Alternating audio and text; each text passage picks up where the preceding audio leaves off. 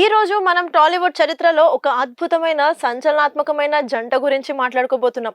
వీరి గురించి మాట్లాడకుండా తెలుగు సినిమా చరిత్రను పూర్తి చేయలేం. ఈ జంట తెర మీద కనిపిస్తే చాలు థియేటర్లు దద్దరిల్లిపోయేవి. ఖైదీ, పసివాడి ప్రాణం, గ్యాంగ్ లీడర్, రౌడీ అల్లుడు ఇలా 19 సినిమాల్లో వీరు చేసిన అద్భుతం అంతా ఇంత కాదు. ఆ కెమిస్ట్రీనే, ఆ అద్భుతమైన నటననే, వాళ్ళిద్దరి మధ్య ఏదో సంథింగ్ ఉందని, ఆఫ్ స్క్రీన్ ఎఫైర్ నడుస్తుందని అప్పట్లో కోడే కూసింది. కారణం నంబర్ 1, అన్బిలీవబుల్ కెమిస్ట్రీ. వాళ్ళు ఒకరి కళ్ళలోకి ఒకరు చూసుకునే విధానం, డాన్స్ లో వాళ్ళ సింక్, అది చూసి ఇది కేవలం నటన కాదు, అంతకు మించి ఏదో ఉంది అని ప్రేక్షకులు బలంగా నమ్మారు.